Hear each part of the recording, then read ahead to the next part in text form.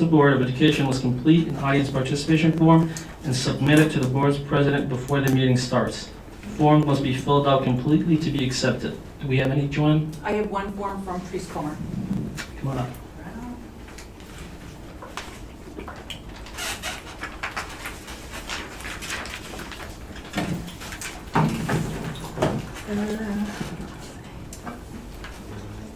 I don't know. No, you don't have to push. You just lean forward, Teresa. Huh? You don't have to push it. Oh, it's already on. Yeah, Oh, it's my already bad. Okay. Oh, okay. Thank you. Okay, so my comment quickly is about the $45,000 that is on the agenda for lights. I used ChatGPT to ask it how $45,000 can be used in public schools. So for public schools, I went ECE first. That could be used for classroom furniture and sensory play materials, outdoor playground upgrades, family engagement and early literacy programs,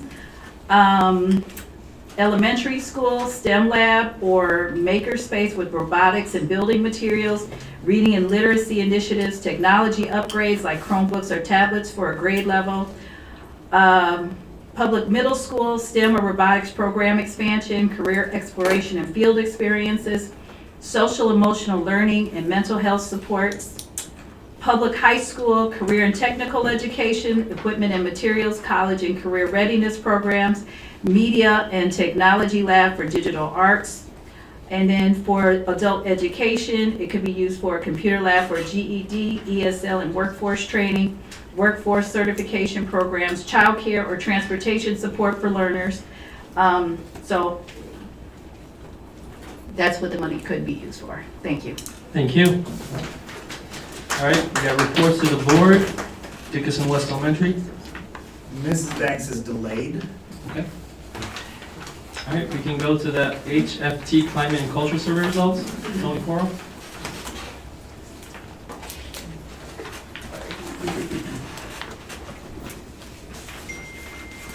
There's a presentation somewhere.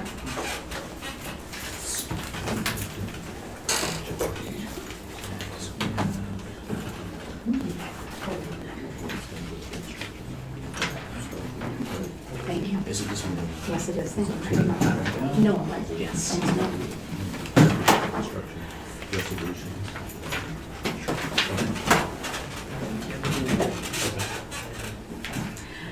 So before we start, I want to say, go ahead, interrupt me if you have questions.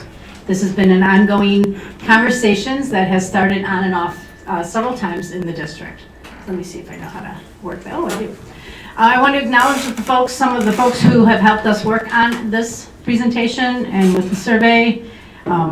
Angie Sackett, who is at Horizon, Maria Julian, Rebecca Dix, who is one of our speech pathologists, as well as Maria Del Glaze, who is a teacher at Dickinson East, Eileen Stewart, who is a teacher at the high school, and Val Perry, who is our tech whiz, who put this, who did the large portion of the technological portion. So during negotiations, there was a lot of conversation about morale, and there were suggestions by the district to do certain things. I'm not going to read the slides to you guys, because you guys can all do that. And so there was a suggestion made by the union that how do we know that any of these initiatives that you say are going to improve morale are going to do that? And so I said, how about we do a survey and we present to the board? And the district was amenable to that survey, and I appreciate that. So our objectives were first just to create the survey, then roll it out, and then disaggregate the data. Now, what I will say is, honestly, this was a bigger task than we realized. We probably needed a whole month instead of the 2.5 weeks we gave ourselves. So this is not the best work we could do, but this is not bad for 2.5 weeks. Ms. Perry, because she's technical and she's really good with statistics, put this up here to talk about how we did, what our methods were, but each question asks staff members to rate on a scale of 1 to 5, strongly disagree being 1 and strongly agreeing being 5, 3 being of course neutral, do a variety of questions. And then after each question, we gave folks the opportunity to kind of give a longer answer, like, hey, do you want to explain your rating, or what would make you change your rating? We got a lot of comments, and I believe we shared that with the board. We're not going to go over that because there must be hundreds and hundreds of comments, and that would just be cherry picking, and that's not what we're here to do. I want to give a little history. So round one of climate and culture discussion happened in the 22-23 school year. In the fall of 2022, the school board requested that we that the then superintendent, folks in charge at that point, create a climate and culture committee. We had been through a lot in the previous year, and so that happened. However, by the time we got to the spring of 2023, the work had been thwarted.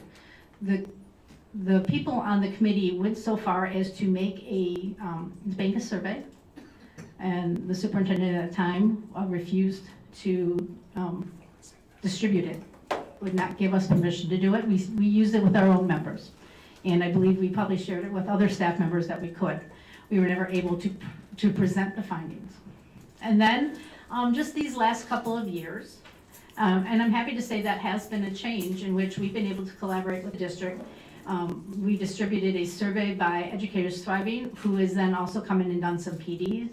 And then we did our own survey just as negotiations started. Any of that stuff you want to see, except for the very first one in 2023, that data's lost, but if you want to see the survey from spring of 2024, if you want to see our own data that we use for negotiations, ask me and I will gladly share it with you. Okay, so our goal here tonight. Look, I want to acknowledge that there are about a bazillion slides. I'm not going to go through a bazillion slides, over 200 slides, and I want to explain why that is. Because we asked 14 questions per principal, 10 questions per assistant principal, and I can't remember how many questions for the district leadership off the top of my head. Do you know? 10 questions for district leadership. We could either make the slides legible, in which each question had its own data on a slide on its own, or we could have smushed it all together and created slides where all the data was on one slide but make it harder to read. We opted to go with the other. It makes it big. But our goal here tonight is to share a broad overview of these survey's findings, identify some positive patterns, identify some troubling patterns, and start an honest conversation. So, just briefly, I want to mention that we did do pull-out surveys for special education, the instructional coaches, and the ML department, but again, for purposes of time, and we didn't give ourselves enough time. That we can share with you another time. We can just send it in email, however you would like that. We don't have that here tonight for purposes that we'll be here all night, and none of us want that. So, about 123 people responded to the survey. And we can see the breakdown there. We had a number of people. We have people who work in more than one building, and so this is just a breakdown of people who answered, who work in one building and who work in multiple buildings. Okay. The only place we're going to go in depth is a little bit is with district administration, because they're all lumped together. Well, who is district administration? Well, we didn't define that for people. In general, in conversations, when we're having conversations with folks, people consider district administration to be anyone who's salaried, who works in central office, right? None of the secretaries, no one who's an hourly, and I promised I'd say this, but everyone loves Joanne, so it's not Joanne, right? So it's anyone with a title, with what appears to be some authority to staff members. Now, might somebody like Jim or others consider those folks upper administration? Maybe not. But this is the way the staff perceives this. And so we didn't ask them who they were thinking about, we just asked the district. So of our 10 questions, by the way, that QR code will take you to the comments, the plethora of comments. So, things are as we thought they would be, right?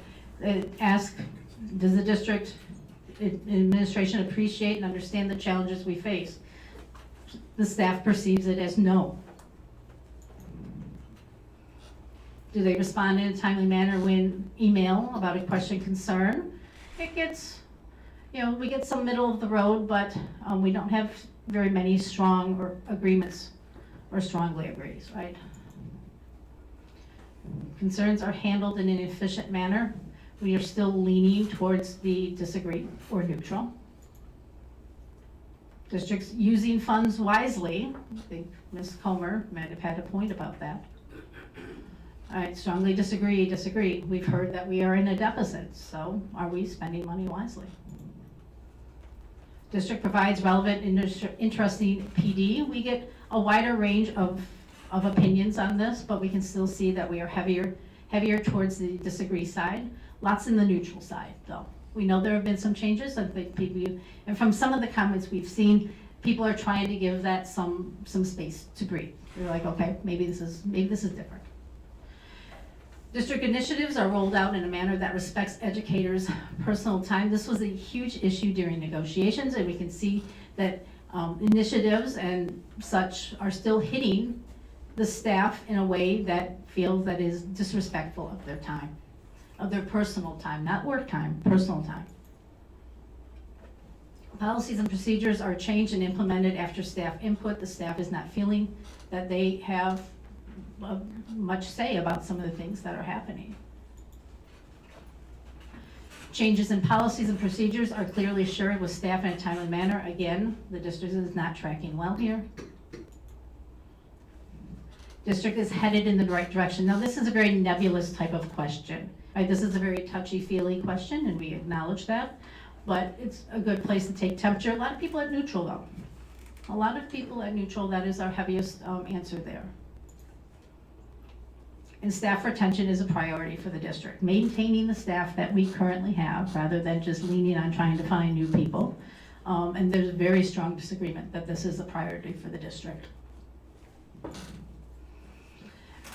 Okay, so my goal here is to not name names. We're not going to do that. If you've had a chance to look through the presentation, you'll see that those scores are not very good. We're not here to shame people. We're here to start a conversation and to have an honest, to have it spoken honestly about where our staff is. So the way I'm going to do this is I have the questions here. There's of the 14 questions and the percentage after. I decided to do the presentation based on asset-based thinking, the strong points. So we calculated all the 4s and 5s, so they agree and strongly agree for each principle. And we've decided to sorted out the percentage. Yes, I got help. I'm an English teacher, so I got lots of help with this. And that's the percentage that we're sharing. The percentage that you see there after each question is for all of the principles combined.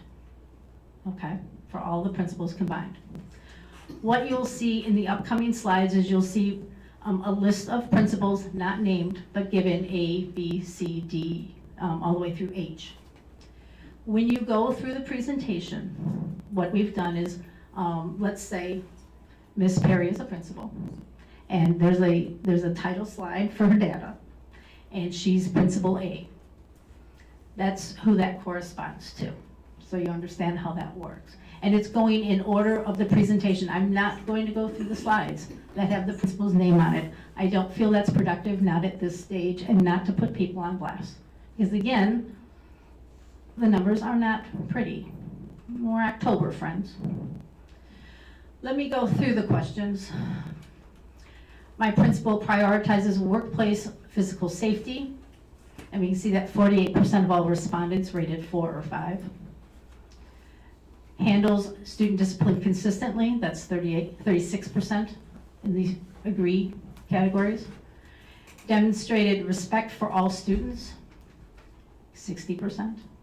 Demonstrates concern for staff mental well-being and work-life balance, 42%. Has reasonable expectations for what tasks can be accomplished in a requested time frame, 48%. actively builds a culture of gratitude and recognition for both staff and students, 41%. Prioritizes building a collaborative, unified staff, 41%. Seeks feedback from a variety of staff beyond identified leadership. It looks like I forgot to put that one in. I can give you guys that number later.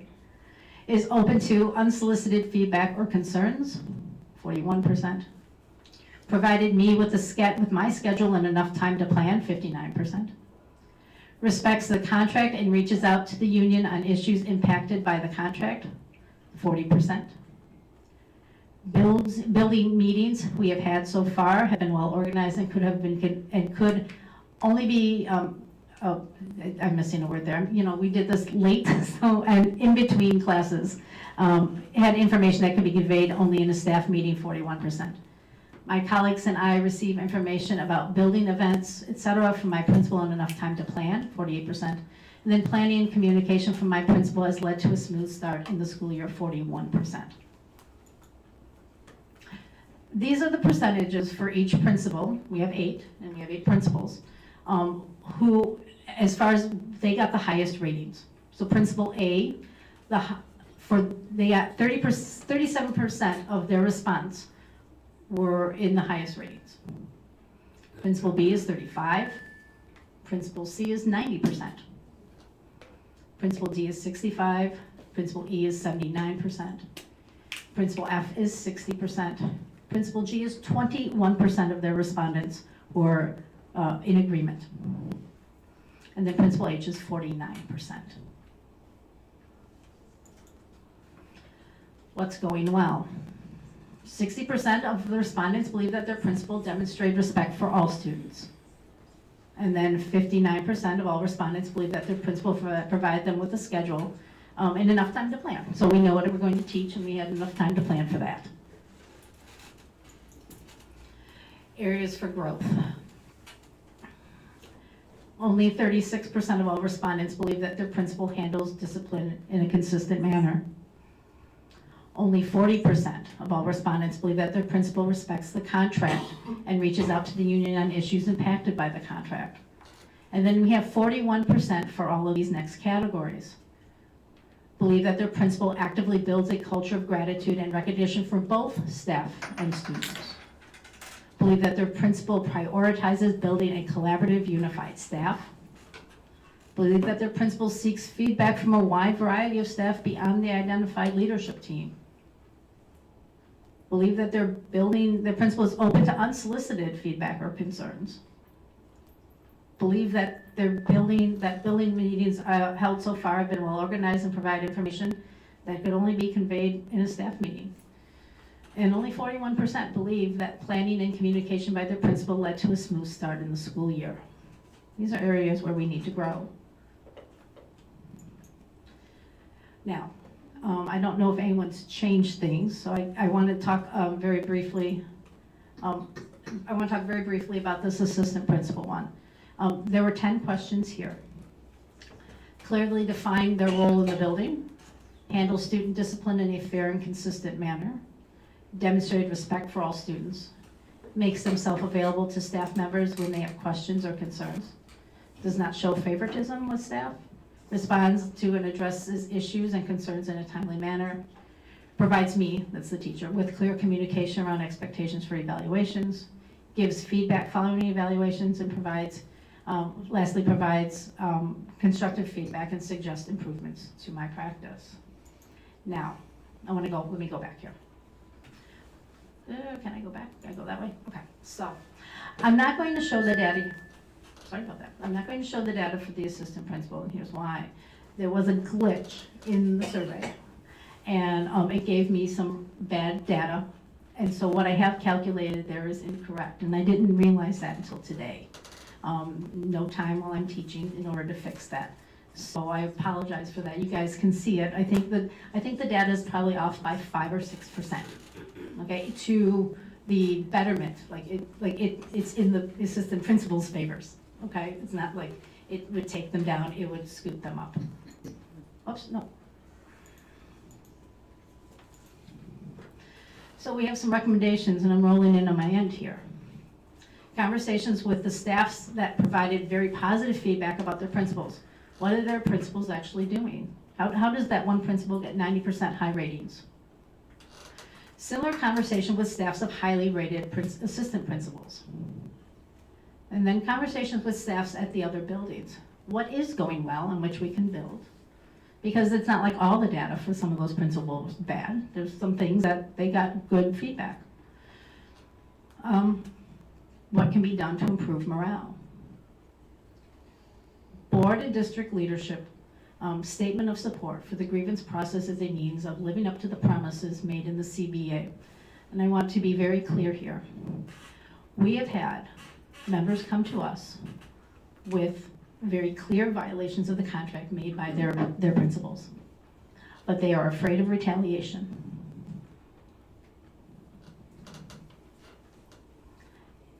And no matter how much reassurance we give them, they will not formally file the grievance. I try to explain I'm not Harry Potter.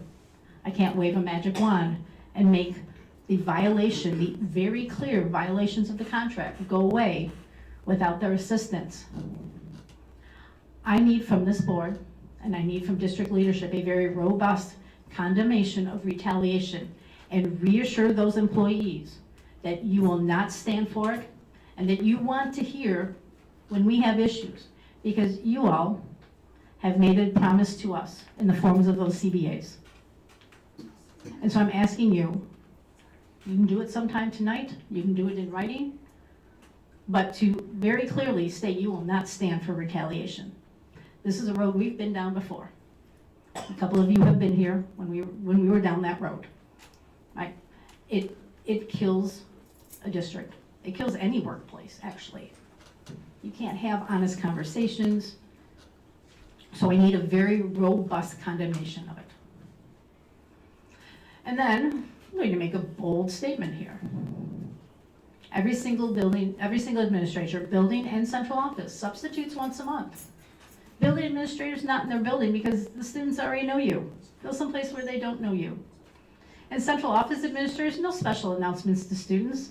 So Jim comes in and he's in a kindergarten class, no one's going to say, okay kids, the superintendent is here and he's your substitute for the day. Nope, he's just Mr. Larson Scheidler.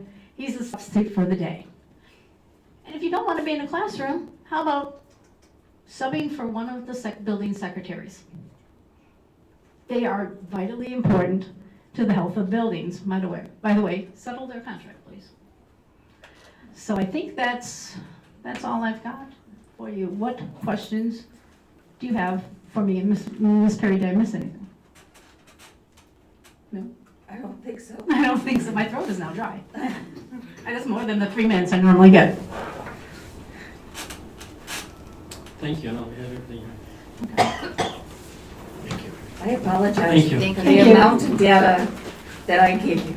It's a lot, and like we said, it could either have been legible and therefore have each data point have its own slide, or we could have put them all on one slide and far harder to read. And I don't know about you guys, but my eyes are getting older. All right, next up, we have Amra. Oh, actually, yeah, let's go back to the students. Yes.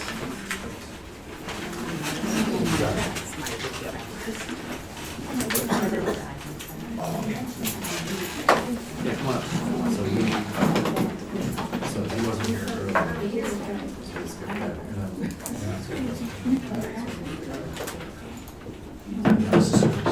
I don't have a presentation. You don't have a presentation. No.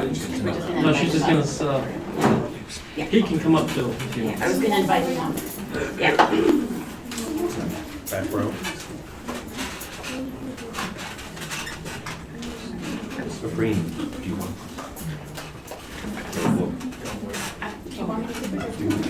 Yeah, he can come up up here so we can Okay, so I'm just take a photo gonna too. say a little bit about. Okay, yeah, go ahead. So,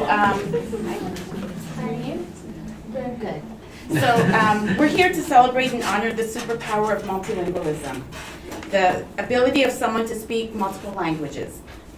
Arish Imad Zain, first grade student at ECE, receives our first ever WIDA Wonder Award.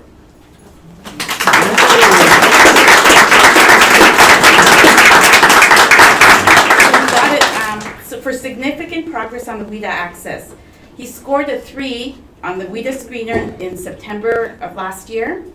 And then on the WIDA Access, he received a 4.9 that exited him out.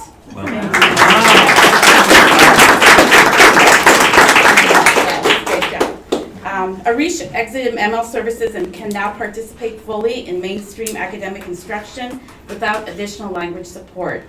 This achievement reflects Arish's dedication, hard work, and progress in mastering English. Way to go, and keep it up, Arish. Congratulations. Come on up. Let's go. Let's go. Yeah, we'll come up there. Congratulations. Congratulations. So much. All right, so we have a certificate for you. Congratulations, great job. We also have a backpack for you with some goodies in there. Thanks. What's in there? Yes. Okay. All right. Oh. Thanks. Nice. Thank you so much. There's a lot Thank of you.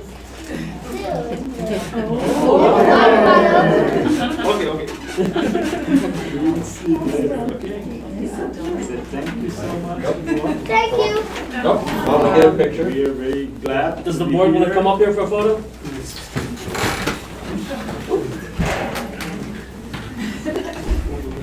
Yeah, okay. Right here, perfect. I'll be right beside you. There we go.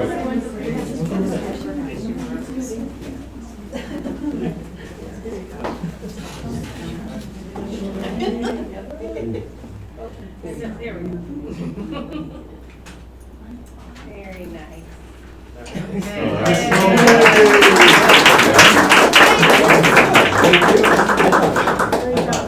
Yes. We are very grateful. Yeah, I knew language.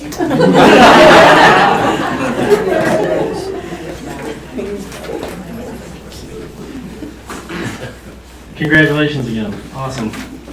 All right, next up, I think we're going to go back to Dickinson West Elementary.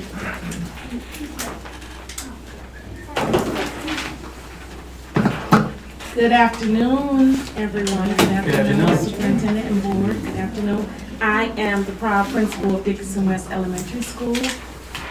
And my name is Max Spade, and I'm the assistant principal at Dickinson West Elementary School. And we're just here to present some achievements and progress for Dickinson West. First, we want to start with our vision and mission. We cultivate high-performing collaborative teams that elevate student achievement because we provide high levels of learning for all students without qualifiers.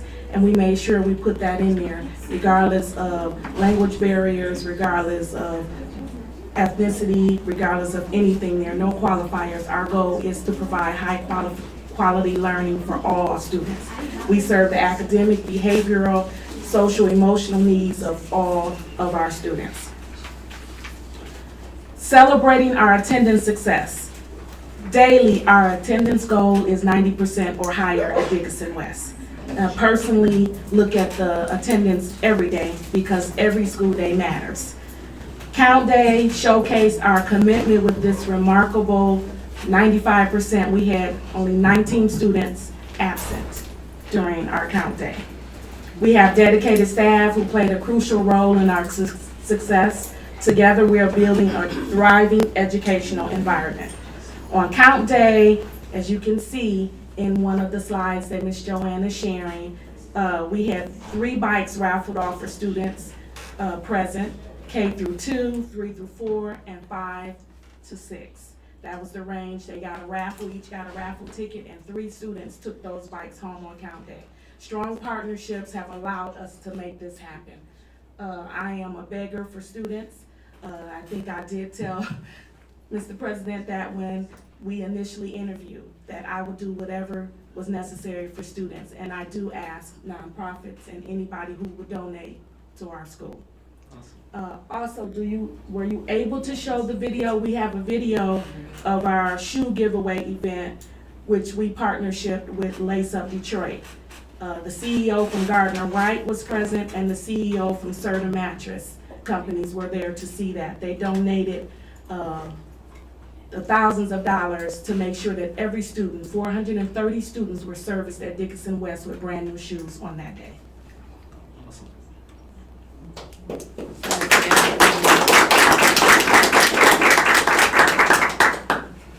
And I apologize, every time we tried to get the video to play on the link, it wouldn't play, so. Okay. Okay, so you guys can go back to Go For It, put in Hamtramck. Hamtramck's name is in the title, Dickinson West Elementary School, and you can see that short video. It's actually 2 videos. Prior to the shoe giveaway, they interviewed one of our families who has 2 children at Dickinson West, just to get their understanding of the impact that that made in their lives. And then this is the live airing of the shoe giveaway day, that you can see that our auditorium looked like Foot Locker. The next thing that I want to talk about is our recent parent engagement event where we hosted our Title I open house meeting. We had over 90 parents present at this meeting. 90% staff present, showcasing that we do have parents supporting us at Dickinson West Elementary School. I'm going Awesome. to turn it over to. So we have several programs to help students be successful at Dickinson West. One of them is our implementation of PBIS, or Positive Behavioral Interventions and Supports. And I'm sure that you all are familiar with that, but I just want to go over what we do a little bit to make sure that that happens correctly. So we make sure that we set clear expectations for our kids at Dickinson West, both in the classroom and in common areas. Last week, we spent some time making sure that all the kids visited different common areas of the school, like the cafeteria, outside of the bathrooms, in the hallway, on the playground, and we discussed how we expect kids to implement our values in those different areas. So, for example, I was in charge of describing what to do in the bathroom. One of our values is respect, and so one of the things that you do in the bathroom is you respect other people's privacy. And so we did those types of things in the playground, in the hallways, in the cafeteria. We have an incentive program for kids. So every month, our PBIS team makes sure that we put together an event for the students to celebrate those students who have lived up to our expectations. This upcoming month, we're having kind of a costume celebration. It's not a Halloween costume celebration, it's a costume celebration. We have different events all throughout the school year. Kids really look forward to those. And then we also recognize our students' achievements. So we have a monthly assembly where we recognize a student of the month from each classroom. We also recognize those students who have perfect attendance for the month. And we are starting to integrate our monthly character values into those assemblies as well. Last month, our character was kindness, and this month our character is respect. We do have a couple of challenges at Dickinson West, and the huge challenge that we have is space. Because we share our building with KMS, and we gratefully do it, and we do a great job of partnering with Ms. Hurt, Dr. Abed, the entire staff at KMS, but we use less than 50% of that building. We have 9 portables, which you know, that were used when we purchased them years ago, and they are very much showing their age. And I appreciate the fact that Jim has talked about a long-term plan for the entire district, but I think that we all know that Dickinson West has to have priority when it comes to thinking about long-term planning and making sure that our kids have the right facilities.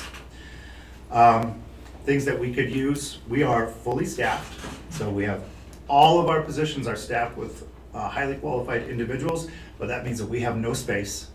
Our daytime meetings sometimes take place in the cafeteria. So for example, a school improvement team meeting might take place in the cafeteria.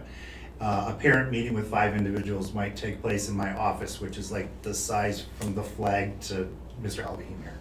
So it's just really tight in our building. We just need more space.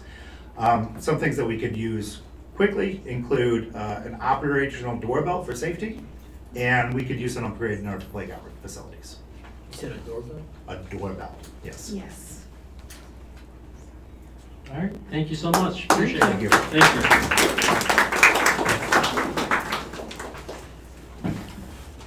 All right, next up, Amber. Did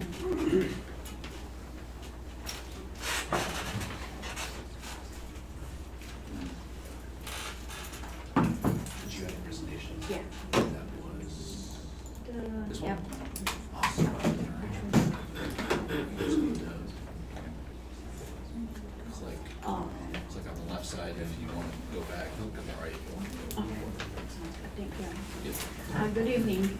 Good evening. My name is Amra Pskovic. I'm the Director of Pupil Services, and tonight I will just be briefly presenting our enrollment comparison for the past couple of years, and I know Jim will talk about the state aid, and he'll finish out the rest of the presentation. Okay. Oops. All right. So just to kind of clarify a little bit about the FTEs and our enrollment headcounts, like enrollment headcount just shows us how many students are enrolled. But our FTEs kind of represent the number of full-time students that are attending our district and how much funding we can receive for those students. For instance, we can have a student that's here part-time and we would only get 0.5 FTE for that student. And we can have a student that's here like full-time and they're attending all the classes, they're here for, they're scheduled all the time, and we will get a full FTE. Why this matters is because Michigan funds schools based on FTEs and not head count. Currently, funding is at $10,050 per student. It went up from last year. Last year was $9,608.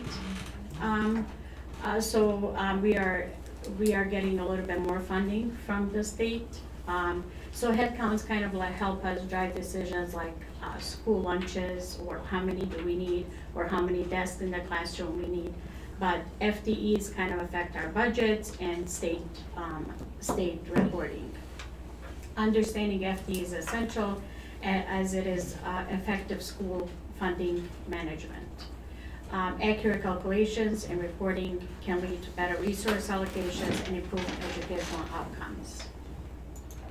So this is just our 3-year analysis of fall counts. So these are the numbers on the bottom per school, as you can see. It's, you know, a little bit up, then down, then it goes up, but that it's not that much difference in the just the regular headcount numbers.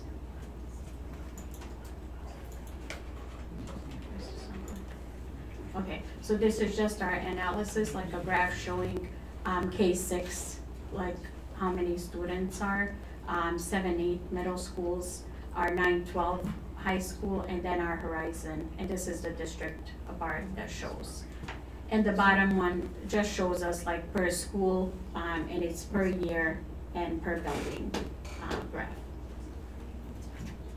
Okay. Now this is what's the important part. Now this is what we get from MSDS, which is Michigan Student Data System. This is the actual FTEs that we receive for the district. So if you notice, like if you look at the general ed, which is the fall 2024 general collection, those are on the bottom. It tells you like each amount of FTEs for general education that we received, and then for the special ed, this is how many FTEs we received for the district. And as you go, it gives us like a comparison, what we got for the fall, for the spring, and so forth. If you notice, our special education from the fall of 2023 went up from 2757 to 55 to 38. That's why those are in green, because that means it's a 10% or more FTE gain for our special education students. Now, on the next slide, if you see, that number went to 68.58. That's additional 10% that we received in special education students for the spring of 2025. So this kind of gives us a better understanding of what our funds are going to be. Because like I said, we might have 3,000 students, but we might only get 2,900 FTEs. This kind of helps us determine our funding and how we're gonna allocate the funding for the year. This is just a comparison per year. So for the fall, you have 23 and 24, then you have the spring of 23 and 24 and 25. Our spring numbers are usually higher, but our fall, actually this year, this is currently what we're dealing with. This is the highest that it can be, but because we're still in the auditing right now, not auditing, but we are in a count period. So our submission is going to be November 6th. And so we still have 2 more weeks to adjust our FTE. So there might be a change in this FTE, and I'm thinking about 20 to 30 less than what that number is right now. So it's just provisional since we are doing the county data still. These are just the trends, as I explained in the previous slides. From 2024 to 2025 right now, we are showing a 94.12 FTE increase, which is great if we get all of those FTEs, but like I said, those are still provisional, and it is showing a 3.3% increase. For a spring, there's not, it's not a significant amount of increase or decrease. It's about 3 FTEs in between the spring of 23 and spring of 2025. So just a little summary. We get 90% of the funding for our fall count and 10% for our spring count. The good thing is funding follows the students, so we can still do a Section 25E as long as a student attended a school in Michigan and they were present on count day, and we can claim that students, which we start reviewing those students starting October 2nd to, we have a chance to claim them until the next count, which is in February, which I believe this year might be February 12th or 11th. So this enables us to receive partial funding for students who enroll after count. And just, I wanted to keep you guys aware of, you might already know, we did start online enrollment for the district, which is kind of giving more opportunity for families that have various to come to the department, so that we have also in-person and online opportunity. And we also have a station where the families, if they don't have technology or if they need support, they can come to our building, and they have a station there for the staff to help them out. And that's it for my presentation. Any questions? All good, thank you. Thank you. Jim? Thanks, Emma. Do you put the slides in that too, or? Okay. I mean, you can either control or you can just tell me when to change slides. Which one is yours? State aid, not that one. There you go. Yes, perfect. Thank you.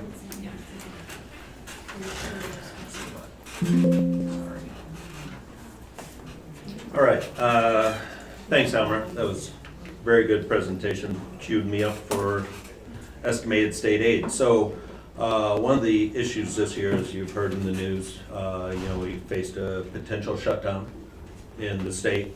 Normally, we have this information by June 30th. And then if we have it early enough in June, we put it into the budget for the next year. So one of the things that, we did estimate that we would be around $10,000 funding. We sort of looked at the governor's budget. We had some school districts around the state were discontinuing free breakfast and lunch. We didn't do that because we're about 90% free and reduced. So, it only costs about 10% for the year. So, and plus, our families, our students rely on that. So we want to make sure that we continue that. Can you go to the next one, please? All right. So, The foundation, as Amar said, last year was 9608, is an increase of 442 up to 10,050. This estimated increase, now this increase is based on last year's FTEs. So any increase that we finish up with, as Amar said, we're up about 60, 70 students right now. That will come down because of the process going through, if a student was absent, you have to track them. And by October 31st, she will have a final number, she'll send it, it'll be audited, and then by mid-December, we should know what the actual FTE is. So it's interesting, so some of the language is what's important in the school aid bill. So you can see section 18D, intent language for increases to the foundation allowance. Then it talks about the intent is to target increases to be used to compensate educators and staff with the priority of increasing starting salaries. This was one of the highlights of negotiations. We did this with teachers. We did it throughout negotiations. For teachers, we eliminated the first four steps. So you can see that a BA in 24-25 was starting at 46.5. Now it is 5202. And a master's was 52, and now it is 60,431. Next, please. So the first slide was unrestricted money. Now we come to the restricted money, which is where we receive a great deal of our funding, not only through the state, but through the federal government. So at risk, section 31A, I'll describe this a little bit, but we're expected to get an increase of about $1 million up to $5 million. Mental health and safety, section 31AA, about $100,000 increase to 432. Bilingual education, or section 41, increase of 318 up to about 1.6 million. There was a elimination of the MIPSR's cost offset, and then taken in, miscellaneous special ed, which I'm going to talk about a little bit more in the last slide. Early literacy, CT and robotics, the net decrease was about $4,000. Next, please. Okay, so section 31A, this is really, we have to use it for at-risk students. And some of the new items in here, which we are using actually money this year to reduce, student-teacher ratios in grades K-3. What we're doing is we actually have, we have two second grades, Bria, correct me if I'm wrong, where we added sections. So we reduced at DW and Taubeda. Thank you. We actually created a split at Taubeda. Actually, in D as well, D at first grade. Okay, thank you. And then we are also putting in co-teaching, reading at DW and Holbrook. And then the other item is at-risk parental notification. This will actually go into effect next year, where we have to notify parents, and then we also have to state how we're using the dollars in at-risk. Next, please. Section 31AA, this is also restricted money. This is the mental health and safety. This qualifications for SRO, and then also the health, school safety and mental health. Now this is where we actually use money to put in doors at DE and Holbrook. Next one, please. Excuse me. Section 41, again, this was an increase up to, I believe it was up to $1.6 million. We do this services for English language learners under this section may include software used to assist learning. Afrine's gone. I think she already knows that though. So next slide, please. So if you look at the unrestricted, so total estimated is about 2.5. Unrestricted is 1.2, so we're about 50-50. So we are limited, like, we can't take the whole 2.5 and just say, oh, everybody, it applies to everybody. It's a defined group in section 31A. Has to be for at-risk students, and there's very prescriptive ways you can use it. In fact, we usually have carryover, but I know that Nate, HR, Dr. Weeks, Cindy Sheminsky, they've been working hard to really fully budget at risk. One of the things that we've done this year is we looked at, I know when I was talking to Tau Beta and Holbrook, they say we barely get any Title I money. We realize that because you're a small school, so we're able to fund them more under at risk and make them equitable to a larger building. In this, so 21F, so you did approve virtual days. Last year Holbrook had to use 4 or 5 of these because they had construction all the way around. This year there will be no option. If we have to cancel school, it'll be a calamity day. They eliminated the student loan repayment program. And then in 27L, there's a educator compensation fund. I do not know the funding for this, but it goes for increased compensation. And then next slide, please.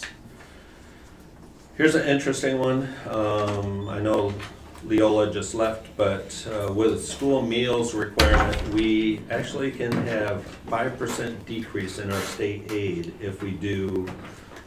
We are required that all students complete the application for free and reduced meals. This prohibits against student financial incentives to attend on count day.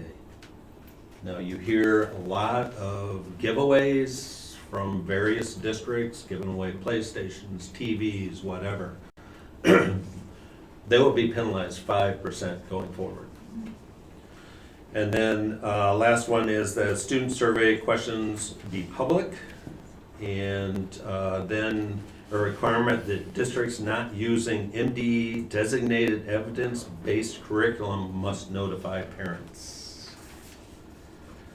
Then the last slide, I just want to, as Amra stated about our special education population, our costs have gone up significantly in special education. So now there is funding that you get the year after. So whatever we spent in last year, excuse me, there's a calculation that we will get reimbursement. So it's basically about 28% for non-transportation costs and 72% for transportation costs for special education. You have to do a report, which Cindy completed just recently. So if you look at our special ed costs, non-transportation in 23-24, they were $4.1 million. This past year, $8.3 million.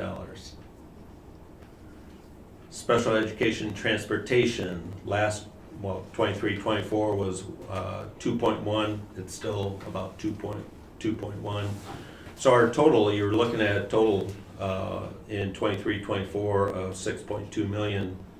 Last year it was 10,345,000. So that's a difference of $4.1 million. Now, so why is that because such a huge increase? Because we're identifying the students. Dr. Cobb is doing, and her team, the teachers are doing a great job of doing more timely IEPs, identifying students. We have increase in our ASD, where they have to be in self-contained rooms. I mean, you basically have 8 students and 5 adults in those rooms. We've increased there. So the good news is the funding last year we received about 2.7. This year we're estimated to get about $3.8 million. Still, that's only an increase of 1.1 million compared to the 4.1 million that we had to spend. So, and we did not anticipate that in the budget, the original budget, so we will be coming back with an amended budget sometime soon now that we have a state aid packet. Any questions? We're good. All right, thank you. And you got the committee meeting? Thank you. Yeah. Yes. So, we, board president and the board have been talking about holding community meetings.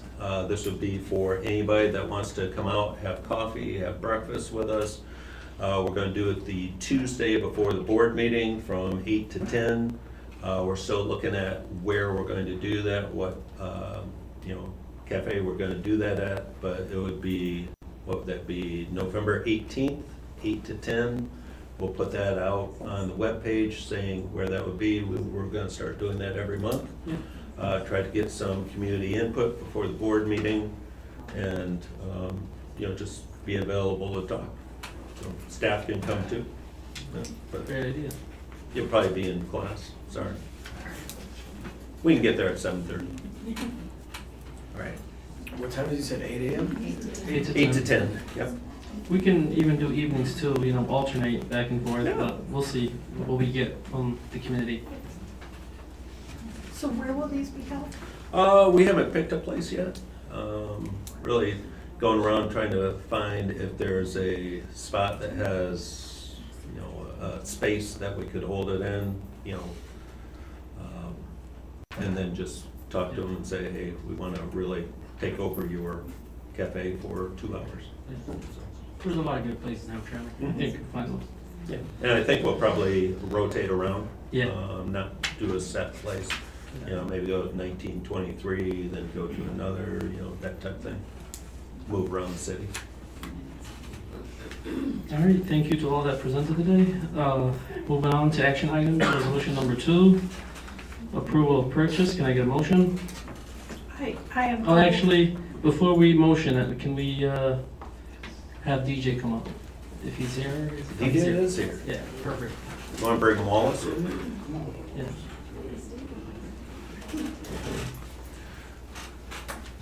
So, thank you, DJ Wallace. You're not coming up? Come on, you came out. Come on. So, DJ came to me a couple months ago with a plan that would,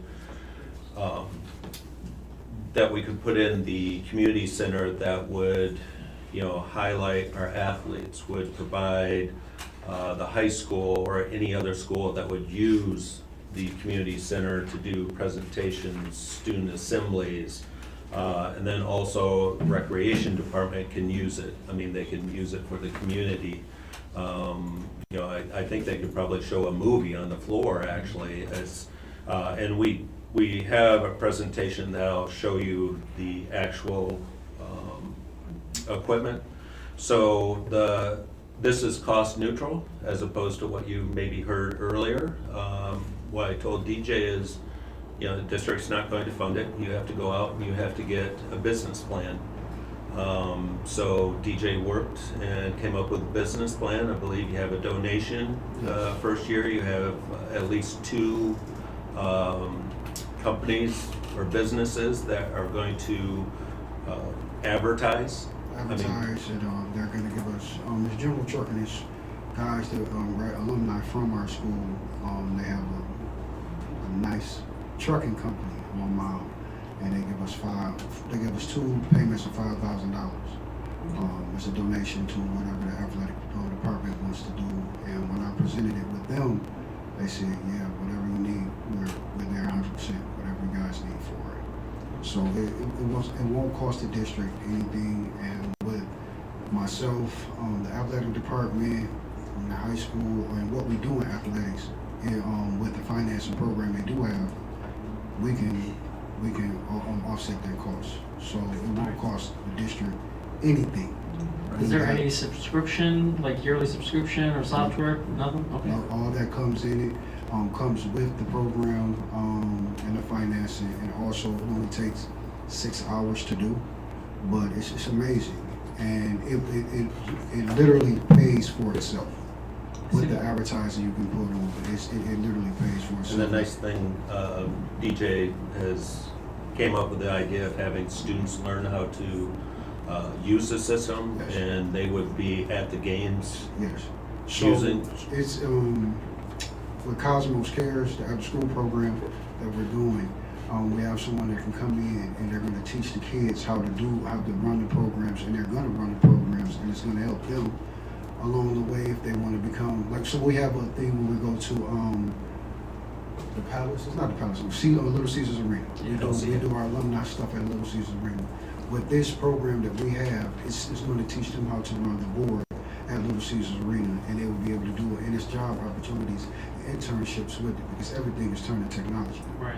So it's a great opportunity for our students, not just athletes, our students to come in and do it. So they will be helping with everything we need to do in the gymnasium as well, as far as the technology. And do you want me to, I've seen For it. the Did you guys see it yet or no? You I've seen seen it? it. have you seen the video? The one that's online. Yeah. So, Did you see it? Yeah. Okay. would you have to teach, You need I to. guess, do the students then teach the students every year after that? Yes, When it comes to every, like, every year. We're trying to make it like we're going to do, and like I said, in Cosmos Cares, it will be an after school program every year for every student. And we're trying to really get it all the way down to elementary school students being able to work in as well. But it works right off a Chromebook. So we have our kids, our students have Chromebooks all day, and they're more tech savvy than we are. So they'll catch on real quick. But it's a very, very simple process. And a lot of that is creating the presentations. I was in a previous district, we had video scoreboards, and we did the same thing. We trained students to run the scoreboards with the idea they go off to college. All colleges have video scoreboards now. They can go and say, you know what, I ran this board, you know, they get jobs in the athletic department. They can go on to, you know, pro teams and do the same thing. And is this something that's has to be set at a particular place, or can it be, you know, taken from one building to another, or even to Keyworth Stadium? If we have a night game. It's at a particular place, but if we wanted to do it in multiple venues, we can. We can get those set up at multiple venues. Nice. Okay, that's good. All right, any other questions? Go ahead. Well, our bleachers aren't even repaired, and they're not going to be repaired until February. Mid-February, yeah. Yes and no. I met with, Joe Lucci. He'll be coming up here in a minute. So what we're going to do is actually get temporary bleachers. We looked at renting them versus buying them. We can actually buy that, I think it's about $6,000 that would seat 100 people. So they also would be able to move those bleachers at some point out to, like if we had them at the baseball field, we can move those bleachers anywhere in the district. So instead of renting for about the same price, we're looking at buying those for temporarily until February. So my other question is that we're dividing that cost between the athletic department, the high school, and the recreation department. And I see how it benefits the athletic department and the high school definitely. But my concern is taking $15,000 from the budget of the recreation department, where we do senior programs and we do family programs and we do all these other programs, that I don't see that this is going to benefit the recreation department in the same way that it benefits those other two areas. It could benefit them with exercise programs. They can, like as I said, they could show a movie. Instead of being outside, they could show a movie. And that's how we break costs that go into the CC. It's 1/3, 1/3, 1/3.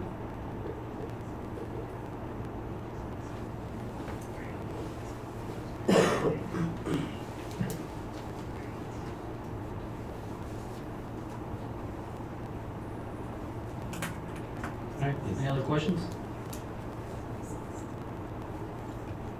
All right, can I get a motion? Motion.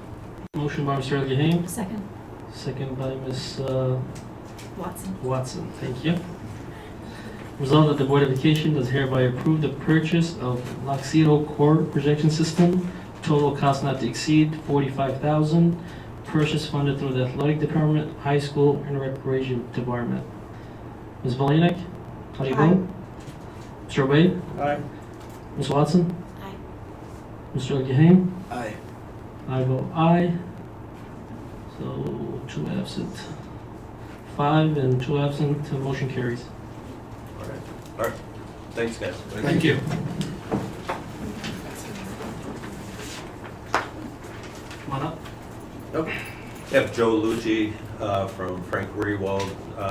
He'll talk about the next 2 resolutions and then we'll proceed to vote.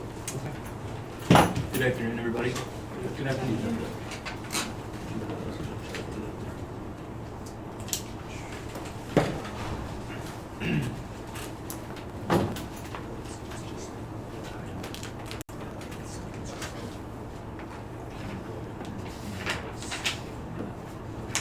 So it looks like the way the agenda is written is the first item is approval of the change order, and the next one's the emergency purchase. That's correct. Yes.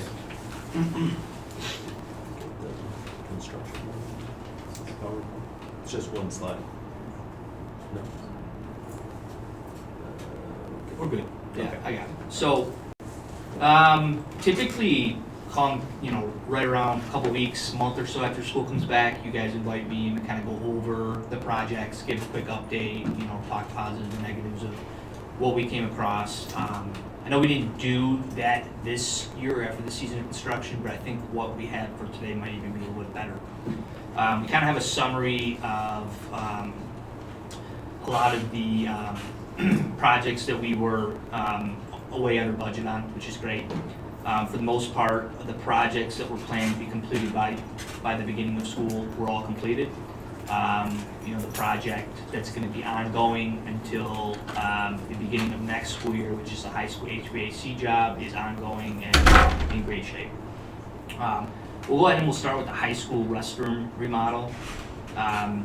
Based on the project and us being substantially complete, there's about a credit of $30,000 of unused monies on that project.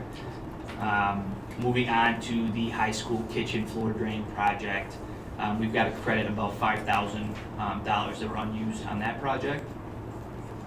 Moving on to the Holbrook and Dickinson East door replacement project, we've got a credit of $65,000 that was unused on that project.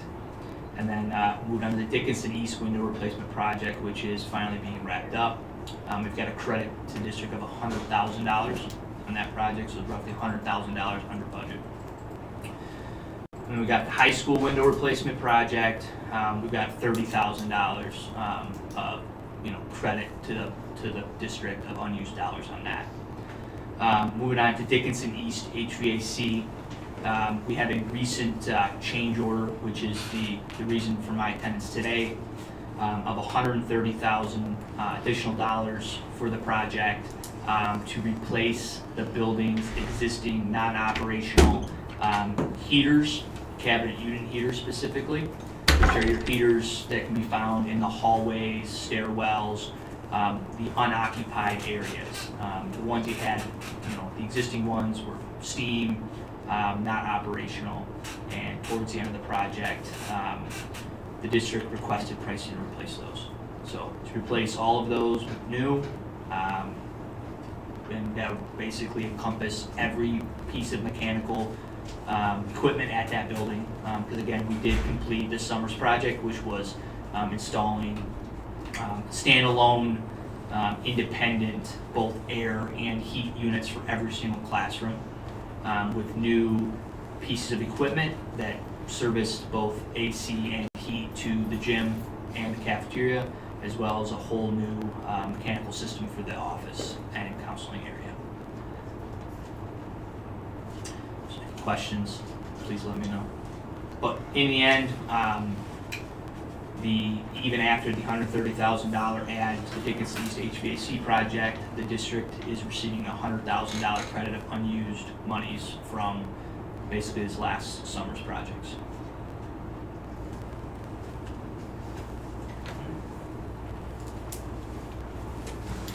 So will those heating units be like a separate from the HVAC that you already have at Dickinson, or will that be like a one whole system? Yeah, so I mean, it is all one whole system with all of the mechanical equipment that's been replaced both this summer and the past summers. It's all hooked up to the district's central BMS system, which is building management system, which can be modified and monitored remotely.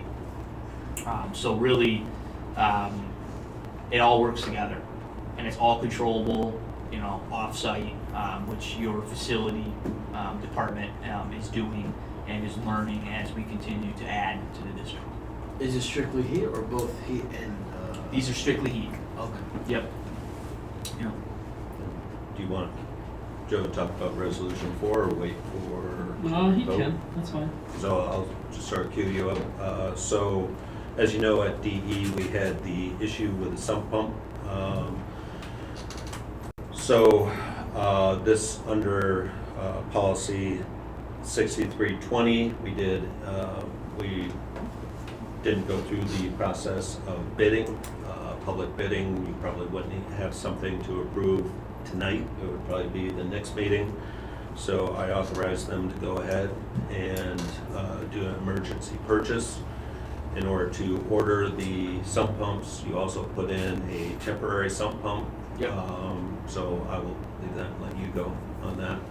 Yes, so basically we had some specialty contractors come in, and upon visual investigations to try to figure out what was going on with the smell over there and the issue, they found that the sump pumps had failed. So the total cost to replace the sump pumps, the temporary sump pumps that are going to be kind of in there as a backup, including a new lid and cover for the existing pit, is $106,065. That includes our staffing, our fee, and project contingency, as well as an allowance for any project unknowns, as this project was not formally designed. So we feel that recommending that amount to the board and to the district is plenty enough to cover the cost of the project.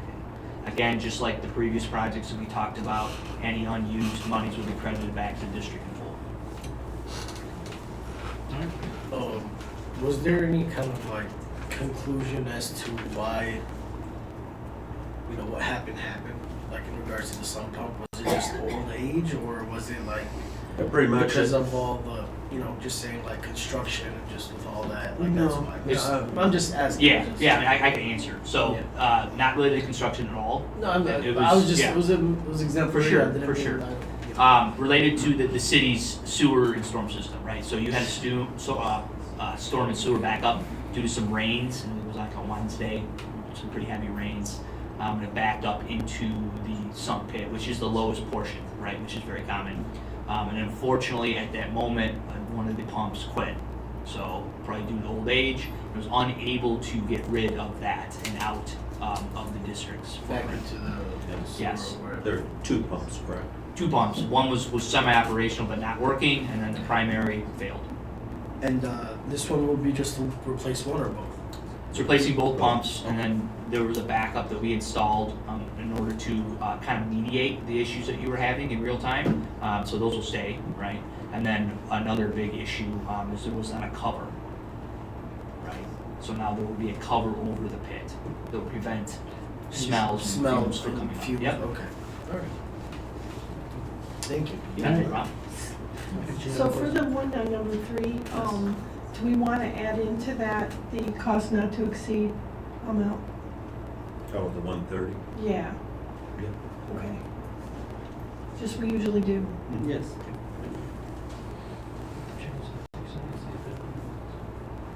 So as submitted, it's already under, right? 130. Yep, it is. So it's already submitted, so. Right, but we can't see that here, so. That's true. Okay, let me get a motion for the changeover. Motion? Motion by Mr. Obey, Second. second by Ms. Belanek. Resolved that the Board of Education does hereby approve the changes to the Dickinson East HVAC project not to exceed $130K and as submitted. All in favor? Aye. Any opposed? All right, 5 ayes, 2 absent, motion carries. Approval of the emergency purchase policy for the 6/30/20. Can I get a motion? Motion. Motion by Mr. Lehane, second I heard Mr. Ovade. Resolved that the Board of Education does hereby approve the contract with Quality Air Systems for the sump pump replacement project at Dickinson East Elementary, total cost not to exceed $106,065. All in favor? Aye. Any opposed? All right, 5 ayes, 2 absent, motion carries. Thanks, Joe. Yep, thank you. Thank you, Joe. All right, consent agenda. Can I get a motion? Motion. Motion by Mr. Ovade, Second. second by Mr. Edgar Hain. Resolved that the Board of Education does hereby approve the items under the consent agenda, A through S. All in favor? Aye. Any opposed? All right, 5 ayes, 2 absent, motion carries. All right, before we go to closed session, we're gonna have audience participation, so we don't keep you guys here all waiting for us. This portion of the agenda is for citizens to address any questions or comments to the board. The board will listen, take comments and question under advisement, and not respond at this time. The presiding officer will refer a question to the superintendent for research and response. Joanne? I have one form from Sarah Line. All right.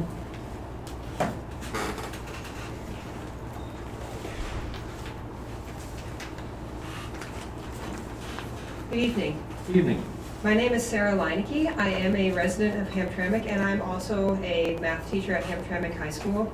I have the honor and privilege of working with our newcomer students in math class. I have students from all over the world: Yemen, Bangladesh, Ukraine, Afghanistan, Uzbekistan, and that's just off the top of my head. I absolutely love what I do in my classroom. The phrase, "you belong here," is very close to my heart, and I follow that through in my work every single day. Unfortunately, I have a colleague yesterday who posted in our school Google Classroom an invitation to join an LGBTQ+ group at the school. This invitation was approved by building administration. Also, unfortunately, a student responded inappropriately to the post, and so the post was removed, assumably temporarily. And these kinds of comments are the reason why we need these kinds of support groups at our school, because we need to support all students. When my colleague suggested reposting this invitation with the comments turned off, she was told that the school board would not allow her to repost it. I would like to remind the board that we serve all students in our community. When we say "you belong here," we do not get to choose which "you" we are referring to. I am proud to serve multilingual learners, students with disabilities, students who practice a multitude of religions, students who make the honor roll every quarter and are happy to see me every day. I'm also proud to serve students who are happy to barely pass their class and are happiest when I have a substitute teacher. I am proud to serve gay, lesbian, bisexual, transgender, intersex, queer, and asexual students, in addition to all students who fall in various parts of the gender and sexuality spectrum. I ask that the board denounce any bullying towards these students, and I look forward to seeing my colleague's invitation reposted tomorrow. Thank you.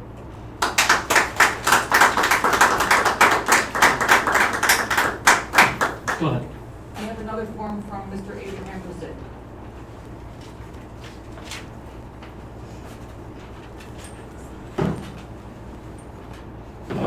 So I'm here to ask, where do we stand on bathrooms for Dickinson East on the lower level from the last meeting we had? Can you guys answer or no? There are no current plans.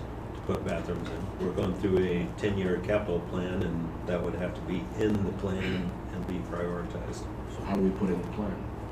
Well, the plan will be completed in the spring. Okay. Because if you guys need assistance from the community, we can help. And then, Sorry. no, go ahead, I'm sorry. I'm not supposed to answer. Oh, okay.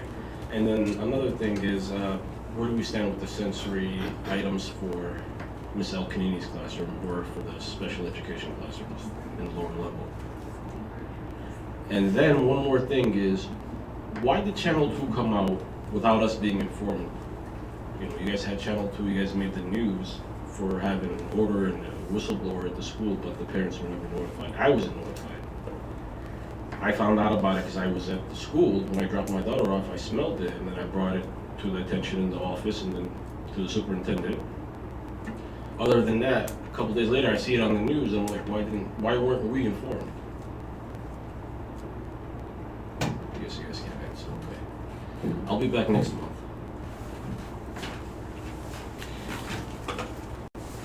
All right, thank you. Resolution number 6, closed session. Can I get a motion? Motion. Motion by Mr. Obey. Second. Second by Ms. Bolinek. Result that the Board of Education does hereby go into closed session for the following purposes: collective bargaining strategy. All in favor? Aye. All right, 5 ayes, 2 absent. Motion carries. Meeting went to closed session at 7:24 p.m.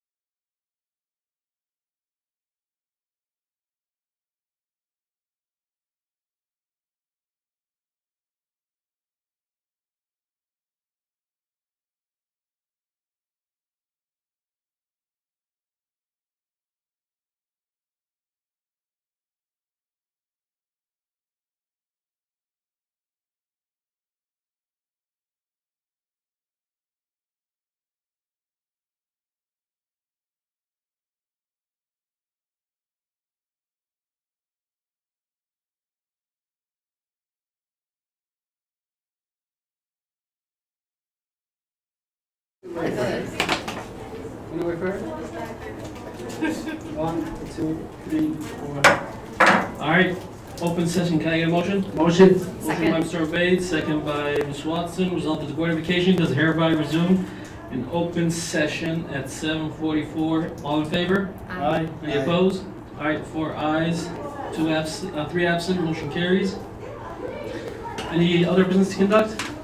Nope. All right. Regular meeting adjourned at 7:40.